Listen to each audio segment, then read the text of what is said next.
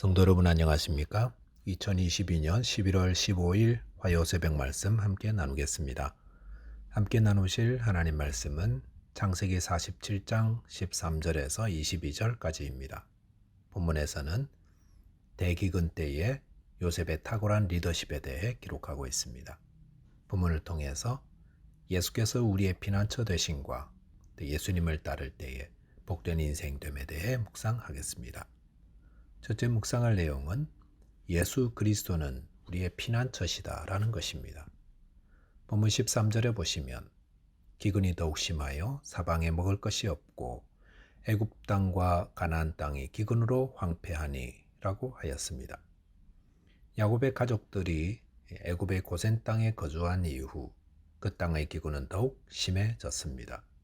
애국과 애굽 주변 가나안 땅의 모든 나라들에도 식물이 고갈되었고 땅도 황폐하게 되었다고 했습니다. 황폐하게 되었다는 것은 못쓰게 되었다는 것입니다. 제대로 기능을 하지 못하고 다 망가진 상태입니다. 사람은 땅에서 나오는 것으로 먹고 사는데 땅이 황폐되었으니 그곳에 사는 사람들이나 가축들 다 목숨이 위태로워졌다는 것입니다. 그런데 만약 그때까지도 야곱의 가족들이 가나안 땅에 머물고 있었더라면 어떻게 되었겠습니까? 애굽의 식량을 사러 가는 것도 몇 번이지 아마도 그들의 가족들과 가축들이 7년 대기근을 넘기지 못했을 것입니다. 하지만 오늘 본문 13절을 대하면서도 크게 걱정이 되지 않는 이유가 있습니다. 그것은 요셉이 있어서입니다. 요셉은 애굽 7년 대기근을 위해 발탁된 총리입니다. 이 요셉이 기근을 얼마나 잘 준비했습니까? 7년 대 풍년 때 남아도는 곡식을 하나도 버리지 않고 각 지역에 창고를 지어서 다 보관했습니다. 애굽 백성들뿐만 아니라 인근의 나라 백성들을 먹여 살릴 풍부한 곡식을 다 잘 준비해 두었습니다. 그러므로 이런 요셉이 돌보고 있기 때문에 애굽의 백성들이나 또 야곱의 가족들은 제 아무리 기근이 심해져도 또 아무리 땅이 황폐화되었더라도 아무 걱정이 없다는 것입니다. 그런 의미에서 요셉은 든든한 피난처와도 같다 할 수 있습니다. 그런데 이 피난처를 누가 준비하셨습니까? 하나님이 하신 것입니다. 하나님이 야곱의 가족들과 애굽의 백성들, 인근의 백성들 다 구원하시기 위해 요셉을 먼저 애굽으로 보내셨던 것입니다. 이것은 하나님은 우리가 당할 어려움을 아시고 피난처를 준비하시는 분임을 말해줍니다.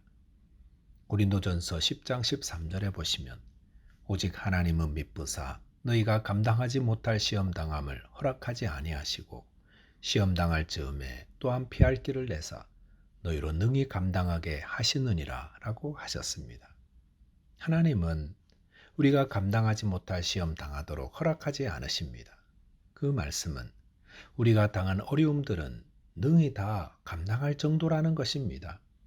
그리고 또한 시험 당할 즈음에 피할 길을 내시는 분이라 하셨습니다. 야곱의 가족들에게 7년 대기근을 앞두고 요셉을 애굽에 보내어 피난처를 예비하신 하나님께서 저와 여러분이 당하게 될 어떤 어려움들도 다 피할 길을 예비하신다는 것입니다.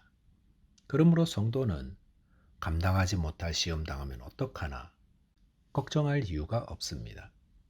하나님을 믿으시기 바랍니다.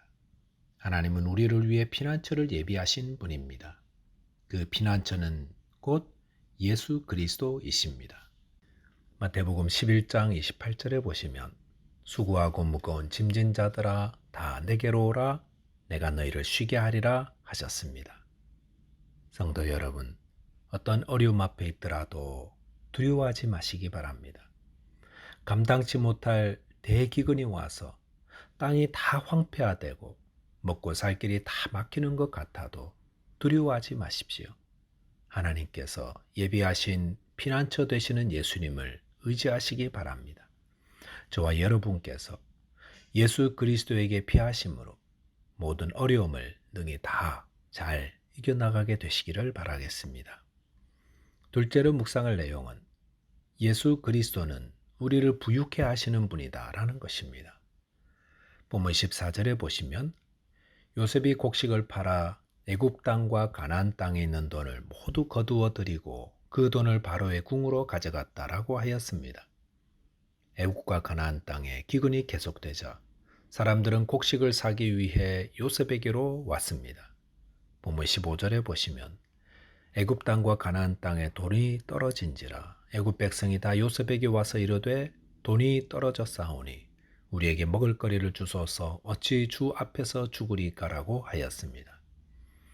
계속되는 기근으로 사람들은 곡식을 사야 했는데 그들이 모아놓은 돈을 다 사용하기까지 기근은 끝나지 않았습니다. 본문 16절에 보시면 요셉이 이르되 너희의 가축을 내라.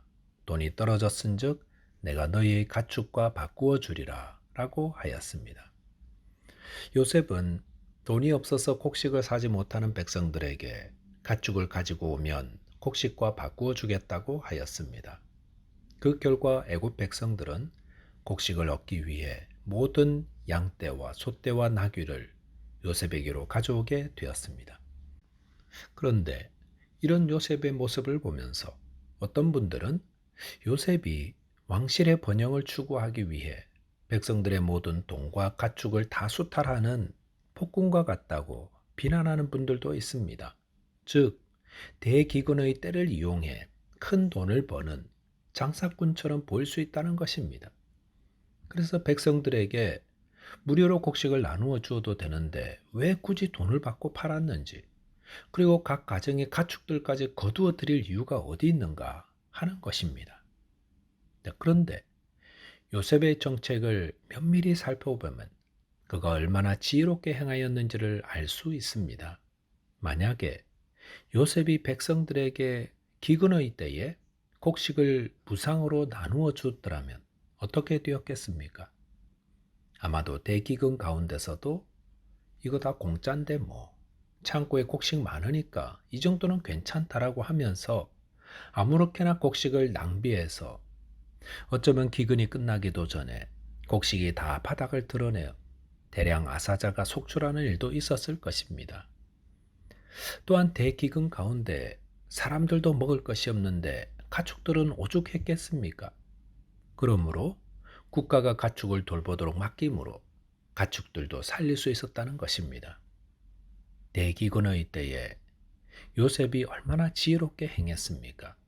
그런 요셉의 말을 듣고 따랐기 때문에 애굽의 백성들은 대기근 가운데서도 생명을 안전하게 보호하고 또 그들의 땅도 황폐해지지 않았으며 가축들도 살릴 수 있었다는 것입니다. 이런 요셉은 예수 그리스도를 예표하고 있습니다. 예수님은 우리의 모든 삶을 가장 선하고 아름답게 인도하시는 우리의 목자가 되십니다. 요한복음 10장 27절에 보시면 내 양은 내 음성을 들으며 나는 그들을 알며 그들은 나를 따르느니라 라고 하였습니다. 양들이 가장 복된 삶을 살 수 있는 것, 그것은 목자의 음성을 들을 때입니다. 마찬가지로 애굽의 백성들이 요셉의 말을 들음으로 안전하게 구원받은 것처럼 우리도 예수님의 말씀을 듣고 따를 때에 가장 지혜롭고 온전하며 생명의 삶을 살게 됩니다. 요한복음 10장 28절에서 예수님은 내가 그들에게 영생을 주노니 영원히 멸망하지 아니할 것이요 또 그들을 내 손에서 빼앗을 자가 없느니라 라고 하였습니다. 예수님은 그를 믿고 따르는 자들에게 영생을 주시고 또 복되게 하시는 분입니다.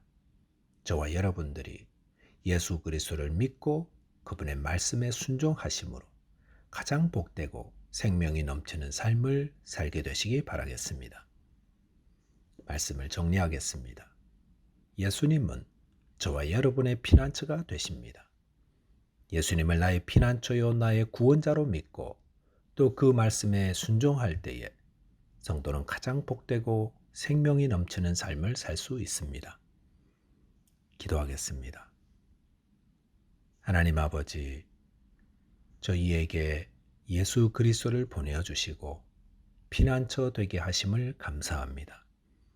저희에게 예수님을 믿고 의지하고 그 말씀에 순종함으로 복되고 생명이 넘치는 자 되게 하여 주옵소서. 예수 그리스도 이름으로 기도하옵나이다. 아멘. 오늘도 주 안에서 승리하는 하루 되시기 바라겠습니다. 감사합니다.